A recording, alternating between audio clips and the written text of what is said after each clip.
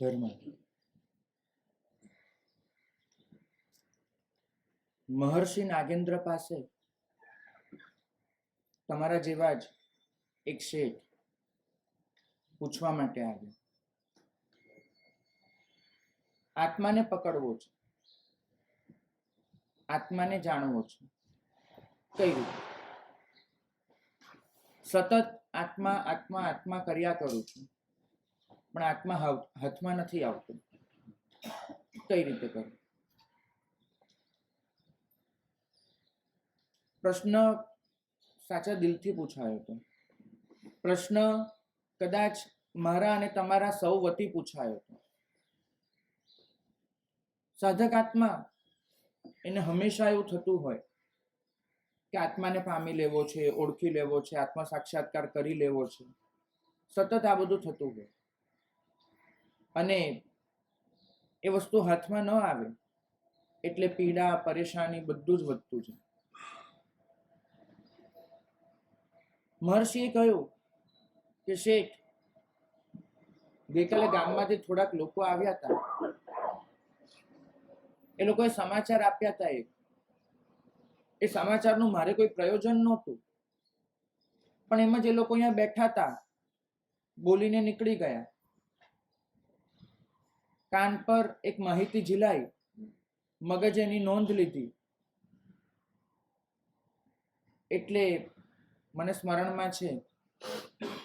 સમાચાર એવા આવ્યા હતા કે તમારે 3 માળનું મકાન છે, હવેલી, અને એને તોડીને 7 માળની બનાવી રહ્યા છે.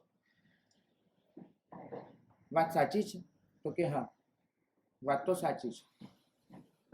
3 માળનું મકાન છે, તોડીને 7 માળનું બનાવી રહ્યો છે.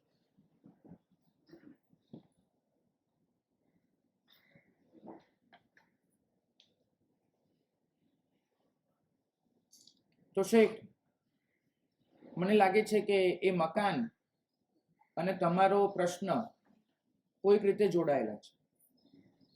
સાહેબ, 3 માળનું મકાન તોડીને 7 માળનું બનાવું, એમાં અને મારા આત્માને કઈ રીતે નિસ્બત?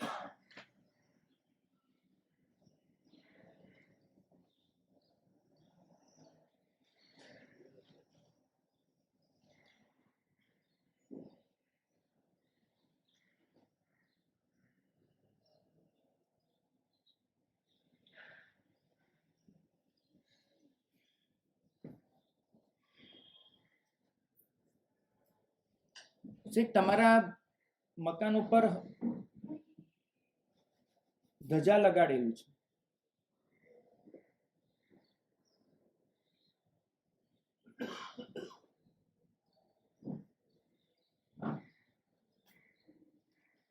અને મને ખ્યાલ છે કે આ ધજા તમારી સંપત્તિનું પ્રતીક છે.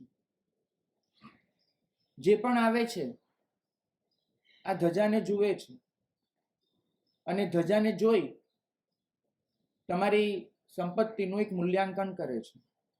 ધજા તમારી શોભા છે, ધજા તમારી શાન છે. વાત સાચી? તો કે હા. તમે ઘરે આવો ત્યારે સૌથી પહેલા શું જુઓ છો? તો ધજા. નજર ધજા પર જાય છે અને જોઉં છું. સારું, ધજા તમને બહુ ગમતી પણ હશે. ધજાને તમે તમારું એક ઇજ્જતનું પ્રતીક ગણતા હશો. તો કે હા, બિલકુલ સાચું.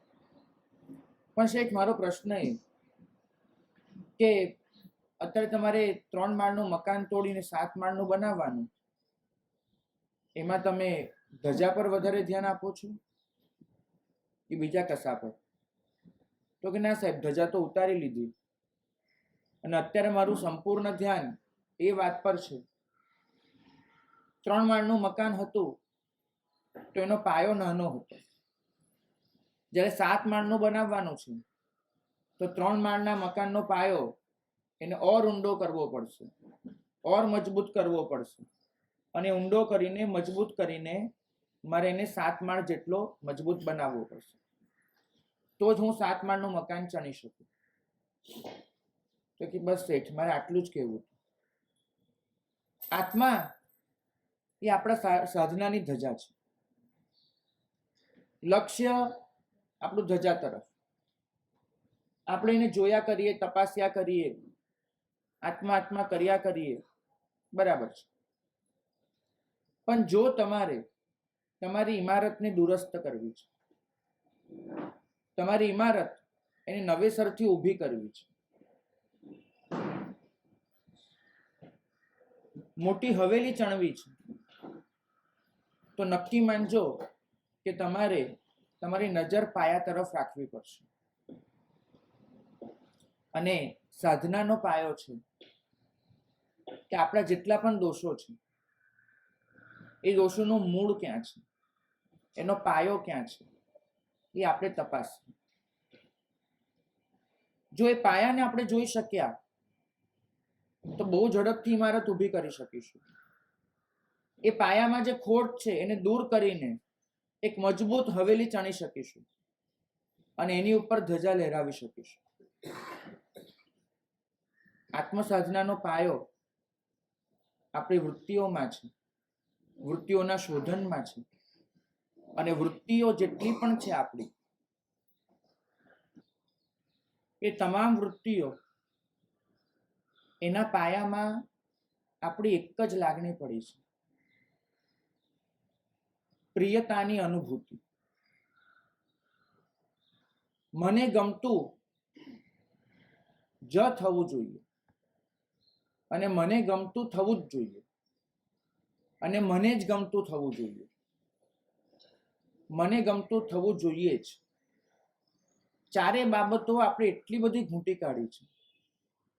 મને જ ગમતું થવું જોઈએ, મને ગમતું જ થવું જોઈએ, મને ગમતું થવું જ જોઈએ, મને ગમતું થવું જોઈએ જ. આ જે બાબત છે પ્રિયતાની અનુભૂતિની, આ એક જ વાત, એના પર આપણે કેટલાય દોષોના ઝાડ ઉગાડ્યા છે. અપ્રિયતા, કોઈના માટેનો તિરસ્કાર, દ્વેષ, જુગુપ્સા એ પણ સ્વાભાવિક વાત નથી. આપણને કશું ગમે છે, એની આડે કોઈક આવે છે, એની આડે કશુંક આવે છે, માટે આપણને અપ્રિય લાગે છે. પ્રભુને આપણે એટલે જ વિતરાગ કહીને બોલાવીએ છીએ, વિત દ્વેષ નથી કહેતા. જો રાગને જીતી લીધો તો દ્વેષ તો આપોઆપ નીકળી જવાનો છે. દ્વેષના મૂળિયા પણ રાગમાં પડ્યા છે. છેક 10મા ગુંઠાણા સુધી લોભ ખેંચાયા કરે, શ્રેણી મંડાઈ ગઈ, આરોહણ ચાલુ પણ થઈ ગયું, અપ્રમાદ એનાથી પણ ઉપર ઉઠી ગયા, અને છતાં પણ લોભ બરકરાર. દોષો બધા હટી જાય, એકમાત્ર લોભ ખેંચાયા કરે.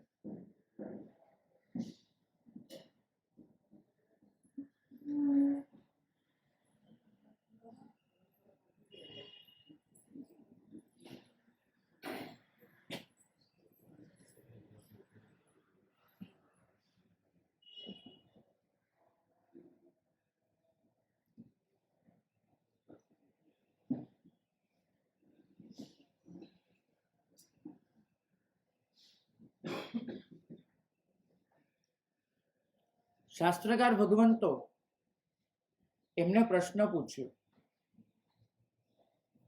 કે વ્યક્તિ કશું માંગતી નથી, વ્યક્તિ કશું ભેગું કરતી નથી, વ્યક્તિ કશું ઈચ્છતી નથી, તો લોભ કઈ રીતે ગણવું? આ એમનો પ્રશ્ન છે. જે ગુંઠાણે એક પછી એક દોષો હટી રહ્યા છે અને છતાં એમ કેવું કે લોભ એમનો એમ પડ્યો છે, એ કઈ રીતે સમજવું? ભગવંતોએ એનો જવાબ આપ્યો કે લોભ એકમાત્ર છે કે મને ગમતું થવું જોઈએ. સાધનામાં આટલું આગળ વધી ગયા પછી પણ સૂક્ષ્મપણે એ લાગણી જે પડી છે તે હટતી નથી, તે ખલાસ થતી નથી. અને આ એકમાત્ર લાગણી જ્યાં સુધી છે ત્યાં સુધી ઘાતી કર્મો ઊભા છે, ઘાતી કર્મો જવાના નથી. આ લાગણી હટશે તો લોભ હટશે, લોભ હટશે તો ઘાતી કર્મો જશે અને કેવળ જ્ઞાન પ્રાપ્ત થશે. આપણા જે કષાયો એમાં આપણે સૌથી વધારે ધ્યાન ક્રોધ પર આપ્યું છે. કેટલાય લોકો બાધા લેવા આવતા હશે કે સાહેબ ક્રોધ ન કરવો એવી બાધા આપો. માયા માટે પણ કદાચ કોઈ નિયમ થતો હશે કે કપટ ન કરવું, કોઈની પણ સાથે છેતરપિંડી ન કરવી, એના પછખાણ આપો. પણ હજુ સુધી કોઈ એવું કહેવા નથી આવ્યું કે સાહેબ મને લોભ ન કરવાનું પછખાણ આપો, કે હું કોઈ પણ વાતનો લોભ નહીં કરું. એવું નથી થતું. પરિગ્રહ પરિમાણ અલગ મુદ્દો થયો. તમે તમારી સંપત્તિ એની ઈચ્છાને સીમિત કરો એ અલગ મુદ્દો થયો. લોભ બહુ જુદી વસ્તુ છે. આપણી કમનસીબી છે કે પરિગ્રહ અને લોભ બંનેને એક કરી દીધા છે. પરિગ્રહ વધે એટલે લોભ વધ્યો એમ સમજીએ છીએ, પરિગ્રહ ઘટે એટલે લોભ ઘટ્યો એવું સમજીએ છીએ. જો બંને એક હોત તો 5મે પરિગ્રહ 9મે લોભ બે પાપ સ્થાનક તો ન મૂક્યા હોય. બંને પાપ તદ્દન જુદા છે. પરિગ્રહ એ ભેગું કરવાની વૃત્તિ છે. લોભ મને ગમતું થાય એ ઈચ્છા છે. માણસ પરિગ્રહ પણ એટલે કરે છે કેમ કે ગમતું એને ગુમાવવું નથી. માણસ કપટ પણ એટલે જ કરે છે કેમ કે ગમતું કોઈ પણ ભોગે એને જોઈએ છે. માણસ અભિમાન પણ એટલે જ કરે છે કેમ કે બીજા કરતા હું ઊંચો છું, હું શ્રેષ્ઠ છું, આ લાગણી એને બહુ ગમે છે અનુભવવી. માણસ ક્રોધ પણ એટલે જ કરે છે કેમ કે ગમતું ન થાય એ વ્યક્તિ, એ વસ્તુ, એ ઘટના એના માટે ક્રોધને પાત્ર બની જાય છે. તમે તમારા તમામ પાપ તપાસજો. જૂઠ બોલો છો એ પણ એકમાત્ર લાગણીથી કે મને ગમતું બચી જવું જોઈએ. ચોરી કરો છો, ગમતું સીધી રીતે નથી મળી રહ્યું માટે કરી લો છો. મૈથુનના મૂળિયા તો 100% મને ગમે એ લાગણીમાં જ પડ્યા છે. અને ભેગું કરવાની વૃત્તિ એ પણ એક ગમતી બાબત એટલે બની જાય છે કેમ કે મને જે ગમે છે એ મારી પાસે વધુ ને વધુ વિપુલ પ્રમાણમાં હોવું જોઈએ, વિશાળ સંખ્યામાં હોવું જોઈએ. ટૂંકમાં તમે ગણશો ને તો તમને સમજાશે કે 18 પાપ સ્થાનક એના વચ્ચે લોભને કેમ મૂક્યો છે. 9ની સંખ્યા એ લોભ સાથે કેમ જોડી છે? કેમ કે 9 અખંડ આંકડો છે અને અખંડ આંકડાનું જ વિસ્તરણ સમગ્ર ભવચક્રમાં ચાલ્યા કરે છે. નાગેન્દ્ર સમજાવે છે આપણને કે ધજા જો આત્મા છે તો આ સાધનાનો પાયો, આ પ્રિયતાની જે અનુભૂતિ છે એના પરિશોધનમાં છે. જો આપણે આ લાગણીને હટાવી શક્યા, મને ગમતું થવું જોઈએ લાગણીને, મને ગમતું જોઈએ વિચાર વારંવાર બદલાયા કરતો હોય છે. વિષય બદલાય છે. મને શું ગમતું એ ખાલી શુંનો જવાબ બદલાયા કરે છે. મને ગમતું જોઈએ એ લાગણી નથી બદલાય. ખાલી મનના વિચારો પ્રમાણે મને કોણ ગમે અને મને શું ગમે એ કોણ અને શુંના માત્ર જવાબો બદલાયા છે.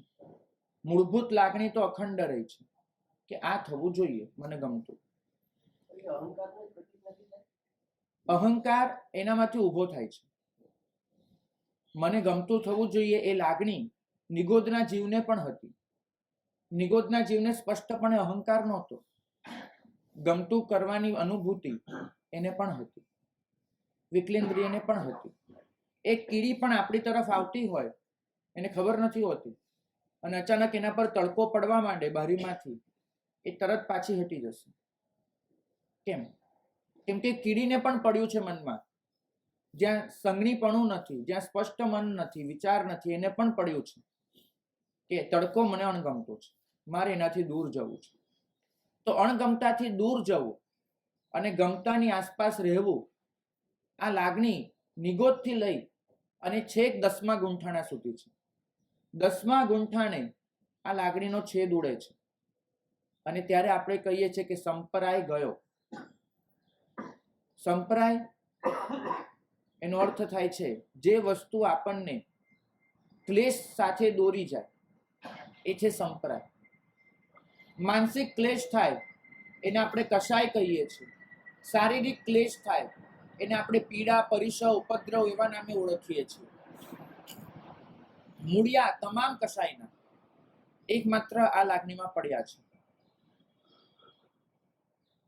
ક્યારેક કોઈક અપ્રિય વસ્તુ પ્રિય બની જતી હશે, ક્યારેક પ્રિય વસ્તુ અપ્રિય પણ બનશે, પણ એ બધું જ મને ગમતું થવું જોઈએ અનુભૂતિમાંથી. અમદાવાદમાં એક બહુ મોટા કવિ રહે છે, રાજેન્દ્ર શુક્લ. ગુજરાતી સાહિત્ય જગતમાં એનું ઘણું મોટું નામ છે.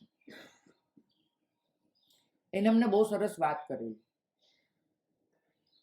એને એક સવાલ પૂછ્યો તો અમને કે તમારી પાસે મારા ઘણા બધા કુટુંબ આવતા હશે, તમે એક તપાસ કરજો કે દરેક કુટુંબમાં પિતાને જે શાક ન ભાવતું હોય અને પુત્રને જે શાક ન ભાવતું હોય, બંને લગભગ જુદા હશે. પિતાને જે શાક પસંદ નથી એના કરતા પુત્રને ન પસંદ હોય એ શાક જુદું હશે. આ બહુ નાની હકીકત છે અને લગભગ આવું બને છે. તમારા ઘરમાં પણ એવું હશે. હવે આવું કેમ? એમનો પ્રશ્ન કેમ પર હતો. આપણે છે ને હંમેશા સાધનાની બહુ મોટી મોટી વાતો કરીએ છીએ, પણ જે નાના નાના પગથિયા સમજવા જોઈએ એ આપણી ધ્યાન બહાર રહી જાય છે. આટલી નાનકડી હકીકત પણ તમને આ સમજાવશે કે પ્રિયતાની અનુભૂતિ શું ચીજ છે. એમને કહ્યું કે બને છે કેવું, બાળક જન્મે ખરેખર જીભ પર એવો એક પણ સ્વાદ નથી હોતો જે એને અણગમતો હોય, ન ભાવતો હોય, એકમાત્ર કડવા સિવાય. કેમ કે કડવું ન ભાવે એ લાગણી એ સદીઓથી, સહસ્રાબ્દીઓથી એના લોહીમાં આવી છે. પણ એ સિવાય ભીંડા ને તિંડોળા, તુરિયા અને કાકડી, દૂધી અને ગલકા બધું એના માટે સરખું જ હોય છે. બાળકને ભાવતું ન ભાવતું એવું હોય નહીં. થાય છે એવું કે 2-3 વર્ષનું બાળક થાય, સમજનું થોડુંક, ત્યાંથી એના કાને એક શબ્દ પડ્યા કર. પિતા, ઘરના વડીલો ક્યારેક ક્યારેક બોલતા હોય કે આ વસ્તુ ભાવે છે ને આ વસ્તુ નથી ભાવતી. એને ખબર પડે કે આવું હોઈ શકે છે. આપણને કશુંક પસંદ હોય, કશુંક ન પસંદ હોય, એવું હોઈ શકે છે. પાછું પિતા ઘરે કહેતા હોય કે મને ન ભાવતું શાક નહીં બનાવવાનું, અને જો બનાવે તો મારા માટે અલગ બીજું તો બનાવવાનું. એટલે બાળકને ઓર એક સમજણ પડે કે આપણી ઈચ્છા અનિચ્છા એની ઘરમાં દાદાગીરી કરી શકાય છે. એ બાળકને સમજણ પડે. અને ધીમે ધીમે એ બાળક એવું શીખે કે જો પિતાને કશુંક ના પસંદ છે, પસંદ છે, અને એ પ્રમાણે ઘરમાં રસોઈ બને છે, તો એવું મારું કેમ ન હોય, એવું હું શું કામ ન કરી શકું. એટલે બાળક કોઈ એક શાક પર સ્થિર થાય કે આ શાક મને નથી ભાવતું.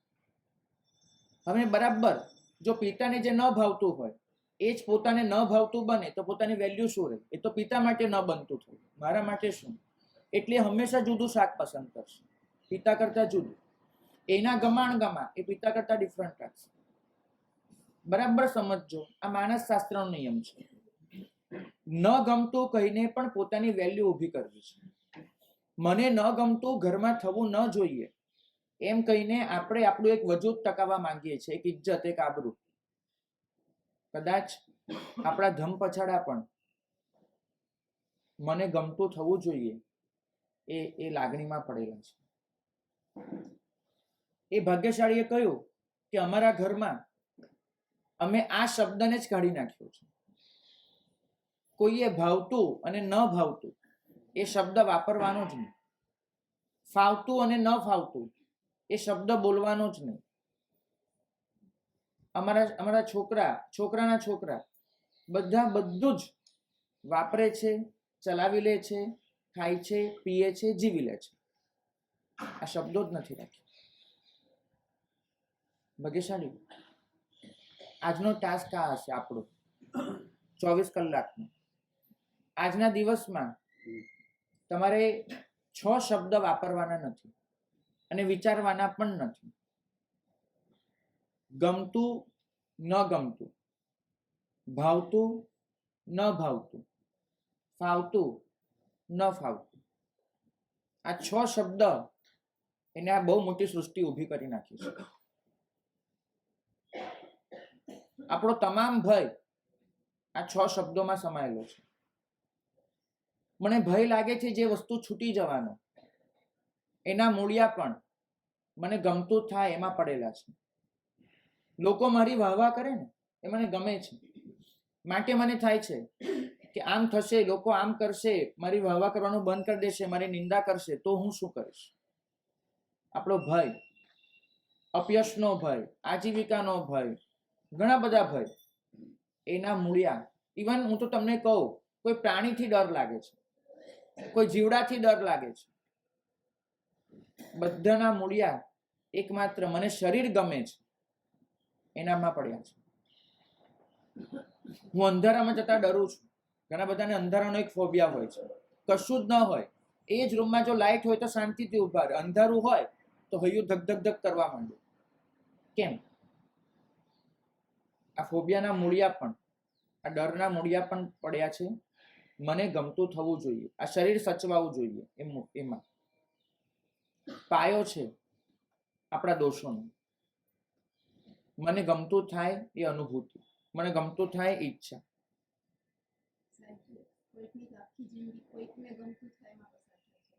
હા, કોઈકની જિંદગી કોઈકને ગમતું થાય એમાં પસાર થઈ જતી હોય છે. કારણ શું? કારણ એટલું જ કે એને મનથી સ્વીકારી લીધું છે કે જો હું આમાંથી બહાર નીકળવાનો પ્રયત્ન કરીશ તો પછી જે થશે એ મારા માટે બહુ અઘરું હશે.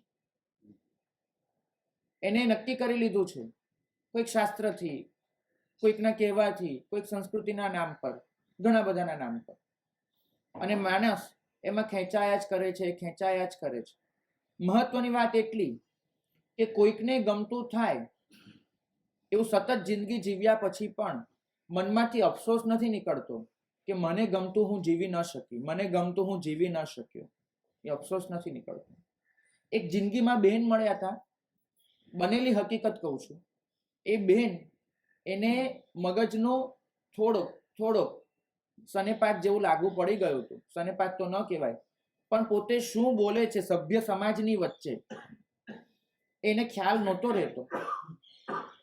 બેન લગભગ 57-58 વર્ષની ઉંમરે વિધવા થયા, પતિ ન રહે, અને એના પુત્ર, એની પુત્રવધુ એમને લઈ અને ગુરુ ભગવંત પાસે આવ્યા હતા. ગુરુ ભગવંતે બેનને કહ્યું કે બેન, સ્વસ્થ રહેજો, શાતા રાખજો, ચિંતા ન કરશો, બધું સચવાઈ જશે, આશ્વાસન આપ્યું. પણ એ બેન એને આશ્વાસનને બદલે મનમાં જે ઘૂંટાતું હતું એ બોલી ગયા. મારા ગુરુ ભગવંતને એમને કહ્યું કે નહીં મહારાજ, હવે હું શાંતિથી દાળ ઢોકળી ખાઈ શકીશ. એના શબ્દો હતા. એના પતિને દાળ ઢોકળી બિલકુલ નહોતી ભાવતી, અને લગ્ન કરીને આવ્યા પછી પતિ સાથે જ ખાધું છે, પીધું છે, ક્યારે અલગ નથી બનાવ્યું.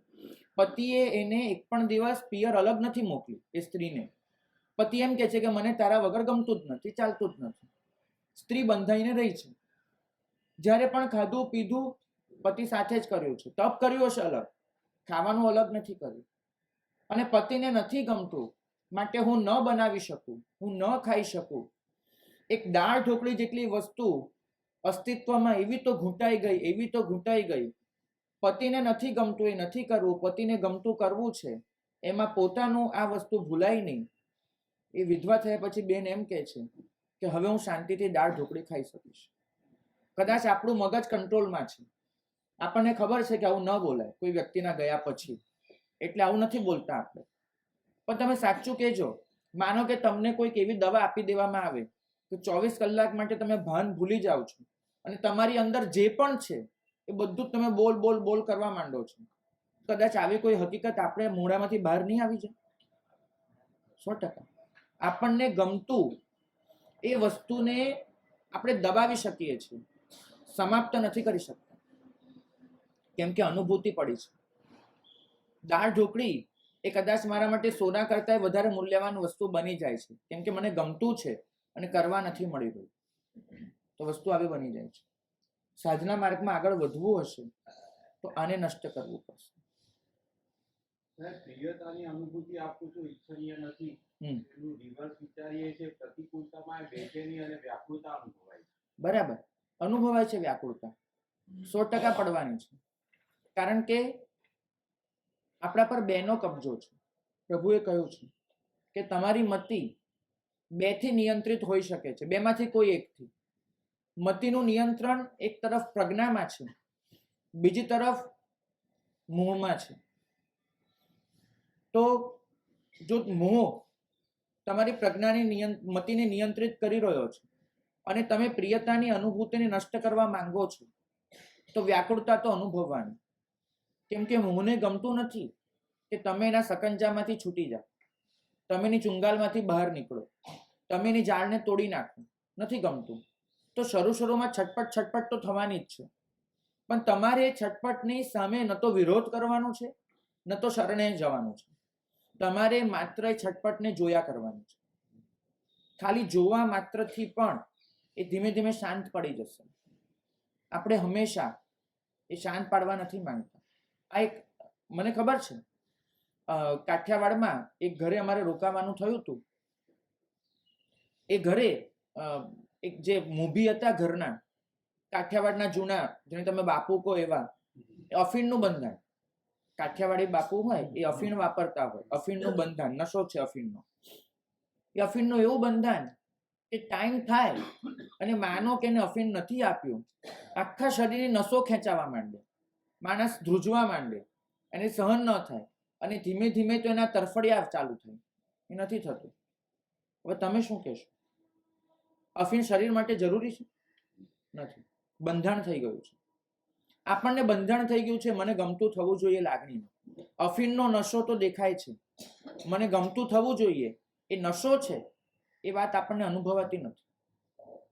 કેટલાક નશા સમાજે સારી રીતે સ્વીકારી લીધા છે. હું તો તમને ત્યાં સુધી કહીશ કે સવારે ઉઠો અને તમને ઘરમાં છાપું ન આવે અને છટપટ થાય અને યાદ કરવું પડે કે ગઈકાલે 15 ઓગસ્ટ હતી એટલે છાપું આજે ન આવે, ગઈકાલે બંધ રહ્યું હશે. તો ઘણા માટે તો જે 4-5 દિવસ પેપર બંધ રહેતું હશે ને, એ પણ એક વિવળતાનો મુદ્દો બનતો હશે કે 15 ઓગસ્ટ ને 26 જાન્યુઆરી પ્રેસ કેમ બંધ રહે છે અને એ નથી આવતું. તો પેપર વાંચવાનો પણ એક આપણે આદી થઈ જાય છે નશો.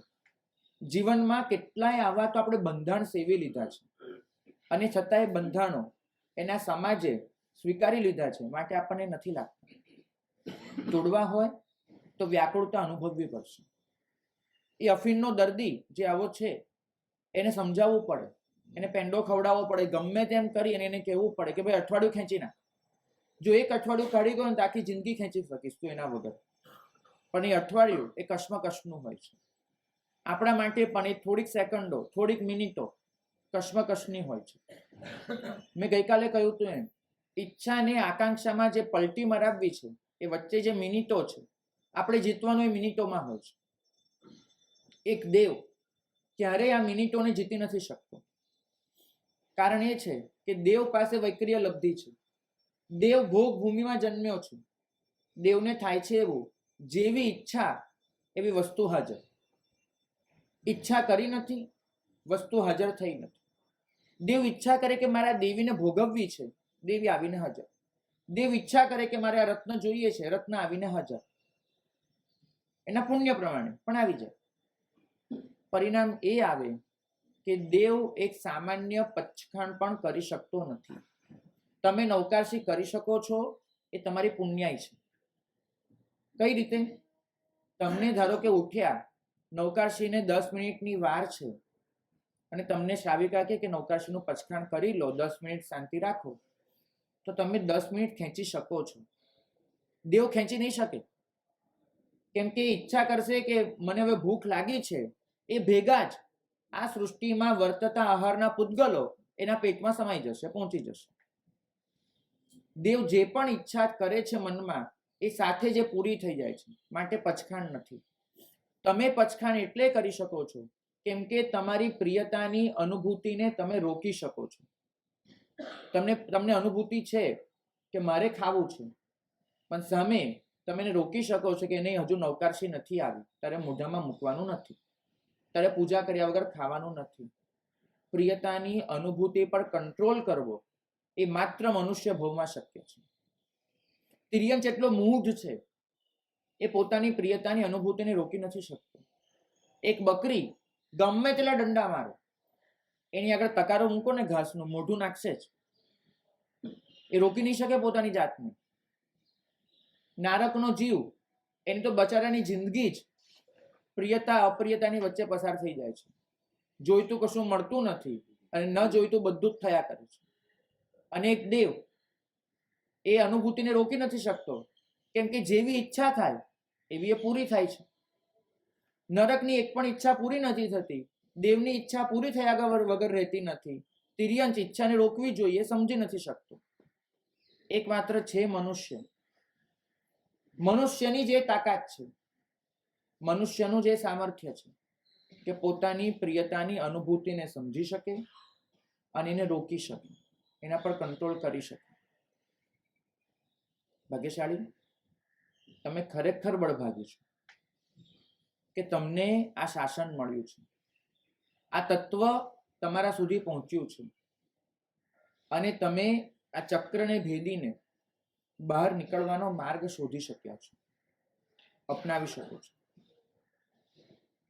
તમે જ્યારે પ્રભુ માટે વિશેષણ વાપરો છો, ધમ્મવર ચાવરંત ચક્કવટ્ટીનમ, ત્યાં આગળ ધર્મચક્ર એટલે ચક્ર છે શું? ત્યાં ચક્રનો અર્થ શું છે? એક શસ્ત્ર છે ચક્ર. એ શસ્ત્ર છે જે લોક ચક્રને કાપી નાખે છે, જે લોક ચક્રને તોડી નાખે છે. લોક ચક્ર આ જ છે. સતત સંવેદનાઓ, સતત પ્રિયતાની ખોજ, સતત અપ્રિયતાથી દૂર ભાગવાનું પલાયન, અને એ બધાની વચ્ચે નવા નવા કર્મો બાંધતા જઈ અને સંસારને વધારતા જ જવાનો આ લોક ચક્ર છે. એક ચક્ર ફરી ફરીને ત્યાં જ આવીને ઉભા રહેવું. લોક ચક્ર અને ધર્મચક્ર બંનેમાં ચક્રનો અર્થ જુદો છે.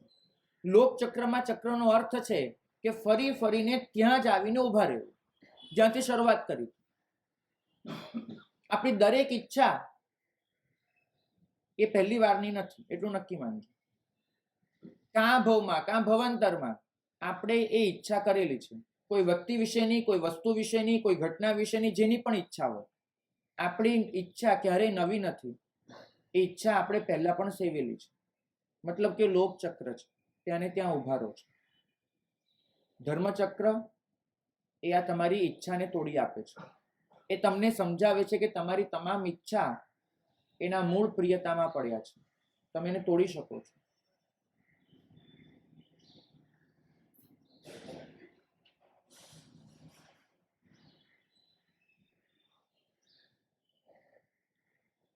તકલીફ કેટલી થાય કે આપણે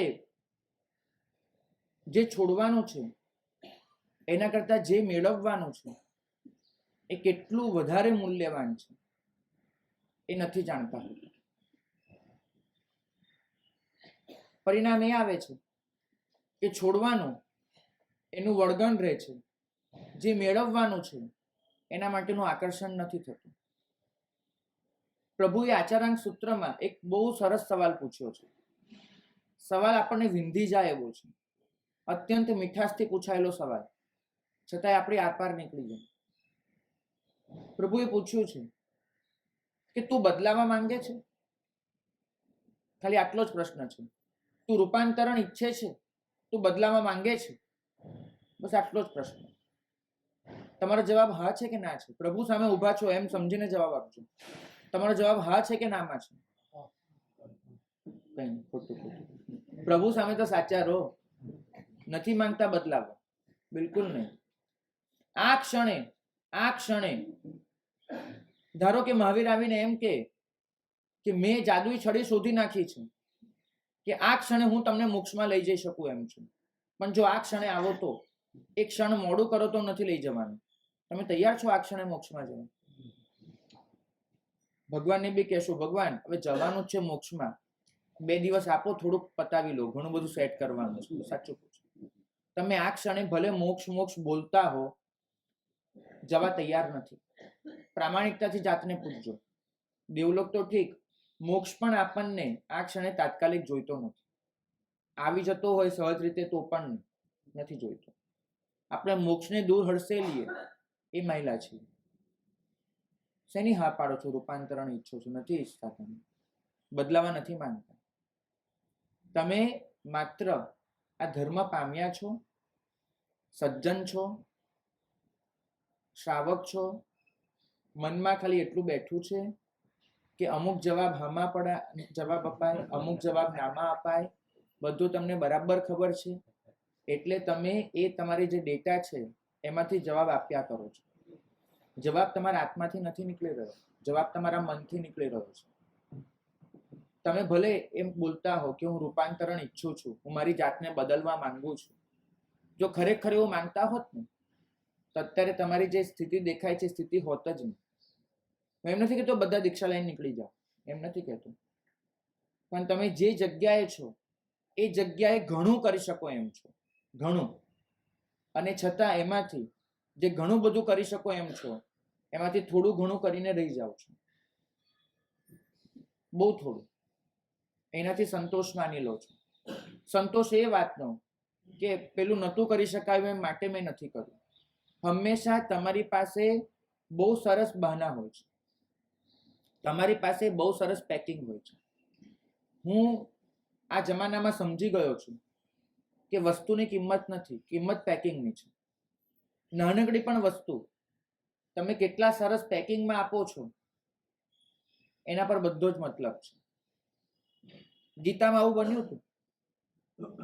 અર્જુન છે એને કૃષ્ણને જે પ્રશ્ન પૂછ્યા અને કૃષ્ણે એ પ્રશ્નના જે જવાબ આપ્યા, તમે દુનિયાભરના પંડિતોને બેસાડી દો અને તમે એ પંડિતોને કહો કે અર્જુનનો આ પ્રશ્ન અને કૃષ્ણનો આ જવાબ બેનો કોઈ મેળ પડે છે? તમારા મનમાં કોઈ મેળ દેખાય છે? બિલકુલ નથી. અર્જુન પ્રશ્ન પૂછે છે કે યુદ્ધ ન કરવું જોઈએ, યુદ્ધ થાય જ નહીં, અને યુદ્ધના ભીષણ પરિણામો ગણાવે છે. કેટલીય માતાઓ વિધવા થઈ, અનાથ એટલે બાળક ગુમાવી દે, કેટલીય સ્ત્રીઓ વિધવા થઈ જાય, કેટલાય બાળકો અનાથ થઈ જાય, આમ તેમ કેટલાય દુષ્પરિણામો ગણાવ્યા યુદ્ધના, માટે મારે યુદ્ધ નથી કરવું. અને કૃષ્ણ જે જવાબ આપે, જવાબ સંપૂર્ણપણે એ છે, તું તારો મોહ છોડ અને સ્વધર્મને ઓળખ. હવે એક બાજુ યુદ્ધના પરિણામોની ચર્ચા છે, પ્રશ્ન એનો છે કે આવા દુષ્પરિણામો હોય તો યુદ્ધ કેમ કરાય? અને કૃષ્ણ જવાબ આપે છે કે મોહમાંથી બહાર નીકળ, તારી મોહગ્રસ્તતાનો ત્યાગ કર અને તારા સ્વધર્મને ઓળખ. હવે સવાલ ક્યાં ને જવાબ ક્યાં? કોઈ મેળ નથી. પણ કૃષ્ણ બહુ સાચા છે, કૃષ્ણ પુરુષોત્તમ છે. એ સમજે છે કે સામે જે ઊભો છે ને એ એક સમ્રાટ છે, અને સમ્રાટ હોવાના નાતે, એક રાજવી હોવાના નાતે, એની ઇજ્જત હોવાના નાતે એ અંદર જે છે એ બોલી નહીં શકે. એ શબ્દોના ગોટાળા વાળશે, એ પેકિંગ કરશે સરસ શબ્દોનું. મને ખબર છે, લારિયાગો નામની દવા આવે, દવા તો બહુ કડવી હોય પણ ઉપર સુગર કોટેડ હોય. આપણા પ્રશ્નો પણ આવા થઈ ગયા છે, ઉપર કોટિંગ વાળા, શબ્દો જુદા. અર્જુનને ખરેખર પોતાની સામે ઊભા છે પોતાના સ્વજનો, એ સ્વજનોનો મોહ જાગ્યો છે. સત્ય ન્યાય એ બધું એક બાજુ મૂકી દીધું છે એને મોહમાં, અને મોહને લીધે એને થાય છે કે યુદ્ધ નથી કરવું, કેમ કે મારે મારા સગાઓ પર શસ્ત્રો ચલાવવાના થશે. પણ હવે એવું તો ના કહી શકાય કે મને સ્વજન મોહ વળગ્યો છે, મને આમ થયું તેમ થયું.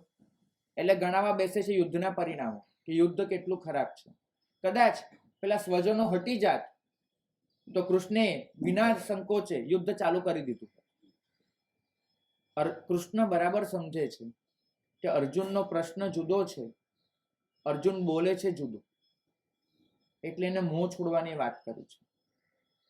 મારે કેવું છે, વિનોબાજી આખી ઘટના વર્ણવી અને કહ્યું છે કે આજનો માણસ એટલું બધું શીખી ચૂક્યો છે, એટલી બધી પ્રગતિ કરી ચૂક્યો છે, એટલો બધો એ સભ્ય, સુસંસ્કૃત અને સજ્જન બની ચૂક્યો છે કે પોતાની તમામ લાગણીઓ એના પર એટલા મસ્ત રંગબેરંગી પેકિંગ કરી નાખે છે અને પેકિંગ કરીને પકડાવી દે છે કે આપણને ખબર જ ન પડે કે મૂળ લાગણી ક્યાં હશે. તમારું પણ કંઈક આવું છે. તમે લોકો અંદરથી માનો છો જુદું. તમને ખબર છે કે સંસાર તો આ જ છે, આપણે આ જ સંસારમાં રહેવાનું છે, આ રીતે જ આ સંસાર ચાલવાનો છે, બધું જ આ રીતે થવાનું છે. પણ બોલવું તો એમ જ પડે કે સંસાર છોડવા જેવો છે. બોલવું તો એમ જ પડે સંયમ કબહી મિલે. બોલવું તો આ રીતે જ પડે. તમે બધા ગોખણ પટ્ટી વાળા છો. હૈયાનો જવાબ નથી તમારો. ભાગ્યશાળી પ્રભુએ કહ્યું છે સંસારમાંથી છૂટવાનો રસ્તો કયો.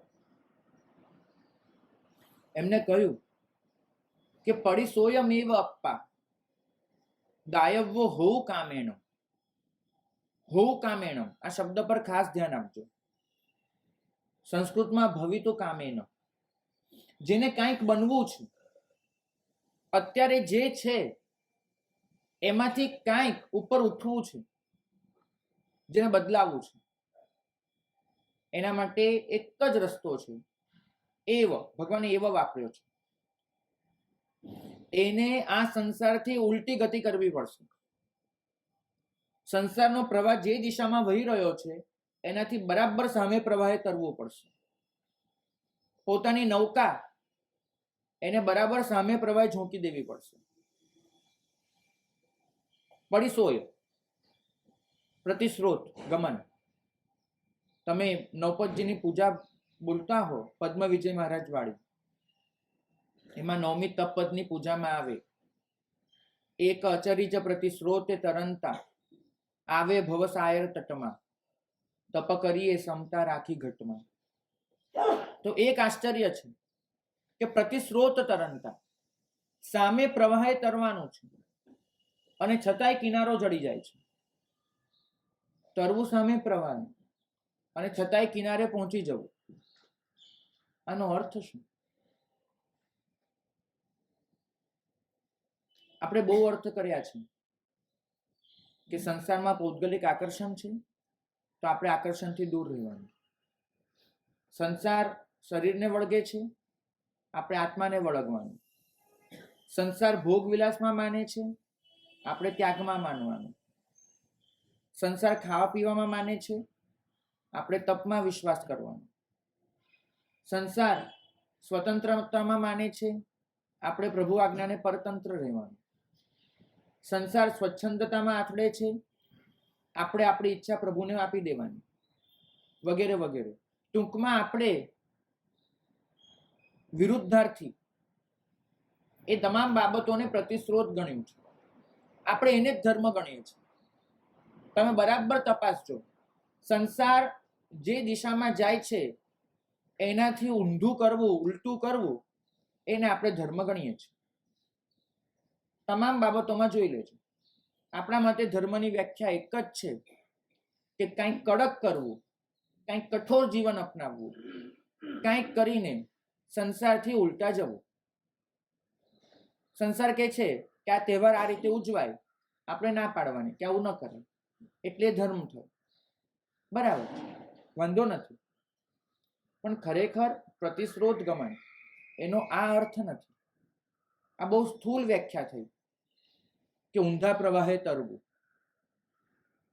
વાસ્તવમાં આ એક સૂત્ર બહુ ઊંડા અર્થ લઈને બેઠું છે.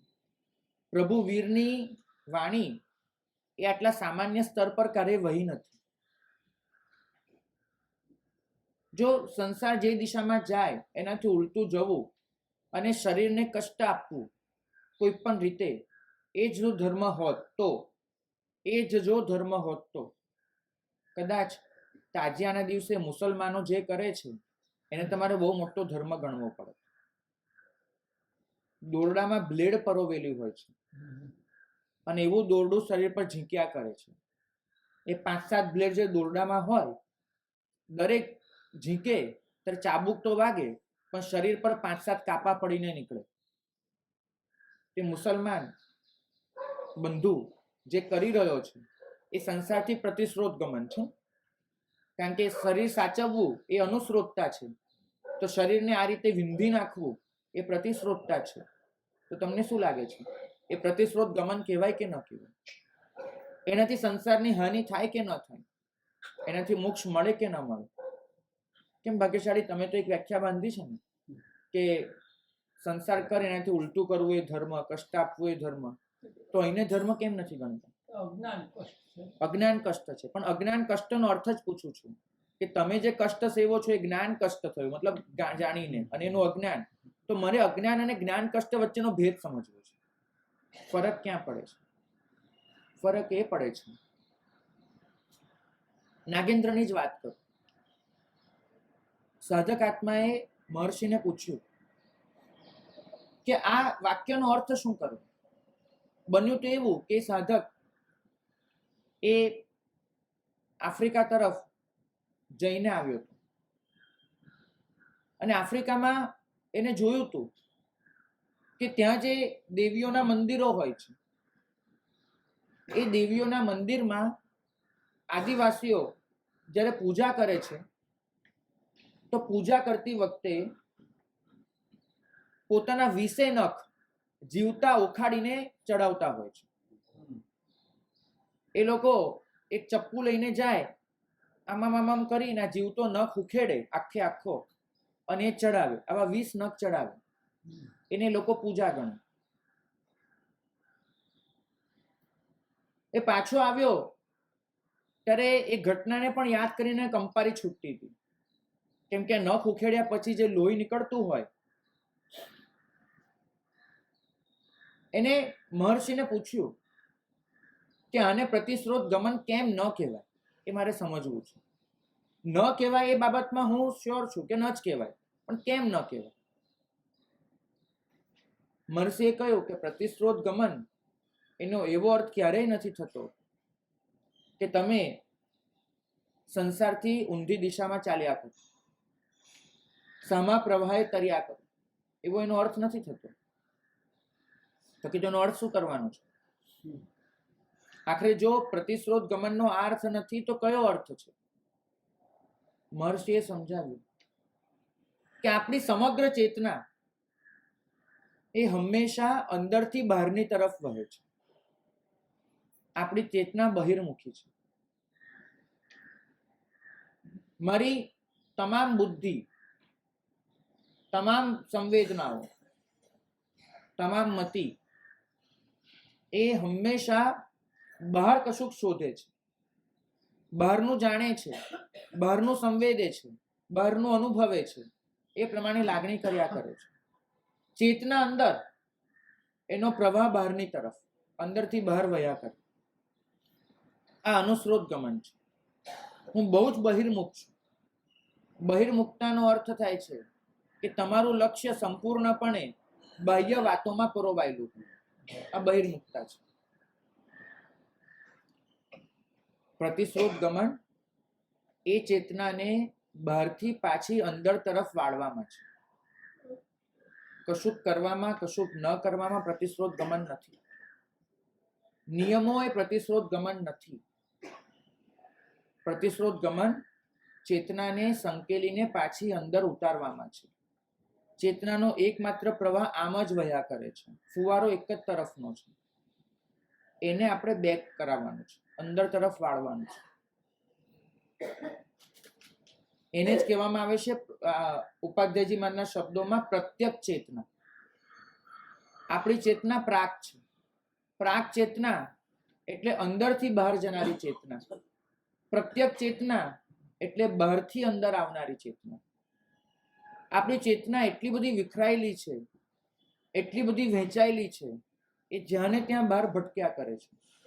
પરિણામે આપણી બહિર્મુખતા જ વધી છે. આ ચેતના એને જો પાછી અંદર વાળી શક્યા, અંદર ઉતારી શક્યા, એને જ કહેવામાં આવે છે અંતર્મુખતા. આપણે કેવા અર્થો કર્યા છે બહારનું રૂપ મને આકર્ષે છે, તો મારે શું કરવાનું છે? મારે શું કરવાનું? જોવાનું નહીં, આંખો બંધ કરી દેવાની. બરાબર? જેનું આકર્ષણ છે રૂપનું, આંખો બંધ કરી દેવાની. આ સ્થૂળ સાધનાથી લેવું પડે. જો હું બહુ જ ભટકી રહ્યો છું, મારી આંખો બહુ જ ભટકી રહી છે, તો આ કરવું પડે. આંખો બંધ કરવી પડે, પાટા મારવા પડે, આંખો હટાવી લેવી પડે, કચકચાઈને આમ. પણ આ નિયમ થયો. આ પ્રતિસ્રોત ગમન નથી, બિલકુલ નથી. આ કોઈક સંજોગોમાં જરૂરી છે. તમે તાવમાંથી ઉઠ્યા છો, પીવાનું તો દૂધ જ હોય, પણ દૂધ પચાવી શકો એવી સ્થિતિ નથી, માટે ડોક્ટર મગનું પાણી પીવાનું કહે છે. પણ મગના પાણી પર જિંદગી ન નીકળે એટલી ખબર છે. પીવાનું તો દૂધ હોય. આપણે બધા જ સીધું પ્રતિસ્રોત ગમન કરી નથી શકતા, માટે આવા નિયમો કરાવવા પડે છે. આંખો બંધ કરવાના, આંખે પાટા મારવાના. પણ આપણે આ નિયમોને ધર્મ ગણી લઈએ, નિયમોને સાધના ગણી લઈએ, નિયમોને પ્રતિસ્રોત ગમન ગણી લઈએ, તો એ વસ્તુ ખોટી છે. નિયમો પહોંચવાનો માર્ગ છે, નિયમો સ્વયં માર્ગ નથી. નિયમ માર્ગ સુધી લઈ જાય છે, માર્ગ તો પ્રતિસ્રોત ગમનનો છે. કેવી રીતે?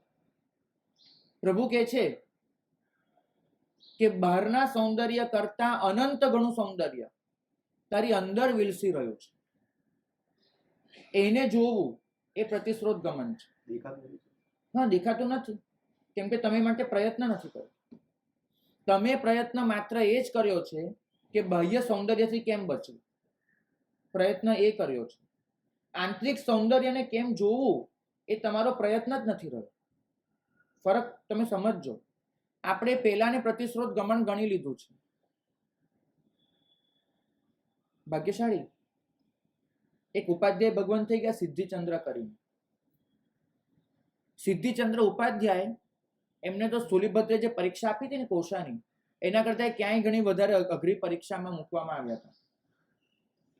બાદશાહ જહાંગીર, એને સિદ્ધિચંદ્ર પર એટલો પ્રેમ, એને પોતાના જનાનખાનામાં સિદ્ધિચંદ્રને પૂરી દીધા, અને પૂરીને એટલું જ કહ્યું કે આ મારી બધી રાજકુમારીઓ, તમે જેટલી રાજકુમારીને પસંદ કરો, જેને પસંદ કરો, એ બધી રાજકુમારીને તમારી પત્ની બનાવો, તમારી બેગમ બનાવો, અને સામે તમને રાજ્ય આપું, આ આપું, તે આપું. પણ જો તમે નથી પસંદ કરતા અને ખાલી ધર્મ ધર્મ કર્યા કરો છો, તો સજાએ મોત, એ નક્કી માનજો. આ એની સ્પષ્ટ વાત. અને આ કોઈ પરીક્ષા માટે નહોતું કર્યું. એને સિદ્ધિચંદ્ર પર એટલું વહાલ, આટલા બચપણથી જોયેલા, એટલું વહાલ કે આવો રૂડો રૂપાળો છોકરો, પોતાનો દીકરો આવી રીતે ભટકે સાધુપણામાં, એનાથી સહન નહોતું થતું. એને કીધું કે તમને આવી રીતે જોવા કે તમને મારી નાખવા મને વધારે ગમશે, મારાથી સહન નથી થતું. અને આ મુસલમાન બાદશાહ, મુગલ, બે જ વસ્તુ, કાં તો મારી રાજકુમારીઓ પસંદ કરો, લગ્ન કરો, કાં તો મરી જાઓ. વિચાર કરો કે આ સંજોગોમાં સિદ્ધિચંદ્ર કરે તો શું કરે? ઉંમર વર્ષ 16 છે, 16 થી 18 વચ્ચેની કોઈક ઉંમર છે, અને એ ઉંમરે આ ઘટના બની છે. સત્વ. જો સિદ્ધિચંદ્ર એને આંખો મીચી દીધી હોત ને એ રાજકુમારીઓ આગળ, તો બાદશાહે 100% ગળા પર તલવાર ફેરવી હોત. સિદ્ધિચંદ્રે આંખ ખુલ્લી રાખી છે, એ બધી રાજકુમારીઓ સામે આંખ ખુલ્લી રાખી છે, અને બાદશાહને એક જ જવાબ આપ્યો છે કે બાદશાહ, આ તમારી એક એક રાજકુમારી છે. મને ખ્યાલ છે કે તમે જેને અમારી ભાષામાં અપ્સરા કહીએ, તમે જેને હૂર કહો, એ હુસ્ને પરી કહો, એના જેવી છે. આમાંની કોઈ પણ રાજકુમારીને પામનારો પુરુષ એ સંસારનો બહુ બળભાગી, સુખી ગણાશે. પણ બાદશાહ, આ રાજકુમારીનું જે રૂપ છે એના કરતા કંઈક ઘણું રૂપ, કંઈક ઘણું સૌંદર્ય મારો આત્મા લઈને બેઠો છે અંદર. હું એને જોઉં છું, તો મને આ સૌંદર્યમાં કોઈ રસ નથી પડતો. તમે માનો છો મેં આ સૌંદર્યને છોડ્યું છે, હું એમ કહું છું કે આનાથી વધારે સૌંદર્ય મેં પામ્યું છે, એટલા માટે હું દૂર છું. અંદરનું અનંત સૌંદર્ય જોઈ લીધા પછી આ સંસારની એક ચીજ, એક વ્યક્તિ એવી નથી કે જે તમને આકર્ષી શકે. અંદરનો અવાજ સાંભળી લીધા પછી આ સંસારનો કોઈ એવો શબ્દ નથી કે જે તમને મોહિત કરી શકે. અંદરનો અમૃત, એનો ઘૂંટડો ભરી લીધા પછી આ સંસારનો એવો કોઈ સ્વાદ નથી જે તમારી જીભમાં લાળ પ્રગટાવી શકે. અંદરની મુલાયમતા એને પામી લીધા પછી આ સંસારની એવી કોઈ મુલાયમતા નથી જે તમારા ટેરવામાં ઝણઝણાટી લાવી શકે. અંદરની સુગંધ, એની મહેક માણી લીધા પછી આ સંસારની એવી કોઈ સુગંધ નથી કે જે તમને પોતાની તરફ આકર્ષિત કરે. પ્રતિસ્રોત ગમન એનો અર્થ આટલો જ થાય છે કે તમારી ઇન્દ્રિયો આ સૃષ્ટિમાંથી, આ દુનિયામાંથી જે પણ વિષયોને ભોગવી શકે છે, તમારી ઇન્દ્રિયો આ સૃષ્ટિમાં જે પણ સર્વશ્રેષ્ઠ પ્રાપ્ત કરી શકે છે, એના કરતા કંઈક ઘણું વધારે સારું તમારી અંદર પડ્યું છે. બસ તમે એને પામો, એની સુધી પહોંચો, એને ઓળખો. કેવી રીતે? ફરીથી પ્રશ્ન, કેવી રીતે? ભાગ્યશાળી, આ તમારું કેવી રીતે છે ને, હું એને એટલું જ કહીશ કે તમારી સાધનાને બિલકુલ સહજ બની જવા. બિલકુલ સહજ. તમારી સામે જે પણ આવે છે, જે પણ, એનાથી ભાગવાને બદલે એક જુદો પ્રયત્ન કરી જુઓ. ધારો કે તમે અહીંથી ઘરે જશો, આજે પાંચમ છે પણ કદાચ નૌકારશી હોય માનો, અને તમે ઘરે જઈ અને ચાનો ઘૂંટડો મોઢામાં મૂકો, તમને ભાવવાનો કે નથી ભાવવાનો એટલું મને કહેજો. ધારો કે તમે ચા પીતા હો, તમારામાંથી કોઈ પીતું હોય, તેને ભાવવાનું. એ ભાવે ને ત્યારે ગિલ્ટ ફીલ નહીં કરો કે મને ચા કેમ ભાવી, મારી જીભને આ સ્વાદ કેમ ગમ્યો. ગિલ્ટ ફીલ નહીં કરો, કારણ કે ગિલ્ટ ફીલ કરનારો એ ક્યારે ઉપર નહીં આવે. તમે જેટલો અફસોસ કરો એટલા તમે ઓર નબળા પડવાના છો, કારણ કે અફસોસ નેગેટિવિટી છે, લઘુતા ગ્રંથિ છે, અને લઘુતા ગ્રંથિ તમારા વિલ પાવરને, તમારા સત્વને બરબાદ કરે છે. અફસોસ નહીં કરો. પણ પ્રશ્ન પૂછો કે આ ચા ભાવી તો કોને ભાવી? આ ચા પસંદ આવી તો કોને આવી? જીભને? બિલકુલ નહીં. કોણ કહે છે? આ જીભ, ચલો ને હું કાપીને બાજુમાં મૂકી દઉં, શસ્ત્ર લો, આ જીભ કાપીને મૂકી દો, અને જીભ પર હું ગમે તેટલી ચા રેડું છું, કાપેલી જીભ પર ભાવવાની છે? એ જીભને એ ગમવાની છે? નહીં, નહીં ગમે. તો કોને ભાવે છે ચા? જીભને ભાવે છે? હા,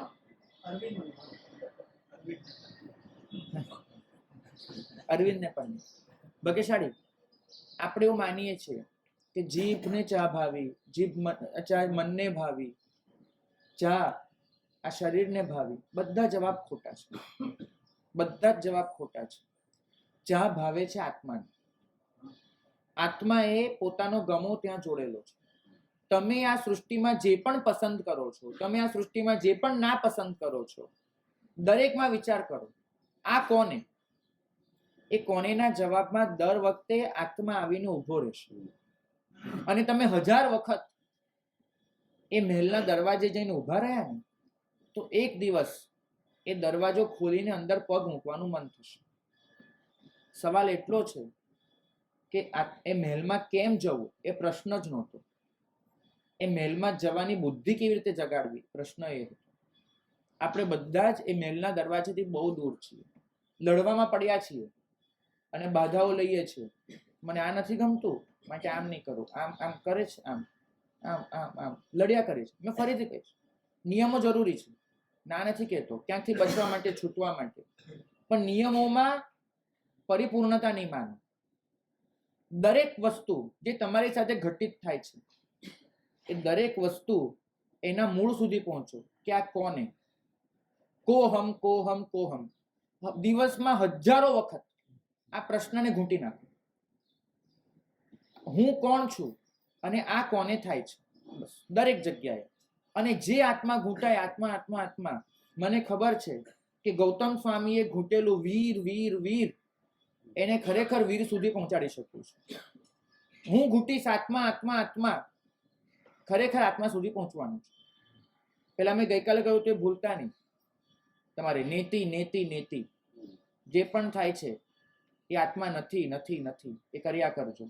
કોને થાય છે? આત્મા આત્મા સુધી પહોંચ્યા કરજો. જો આટલું કર્યું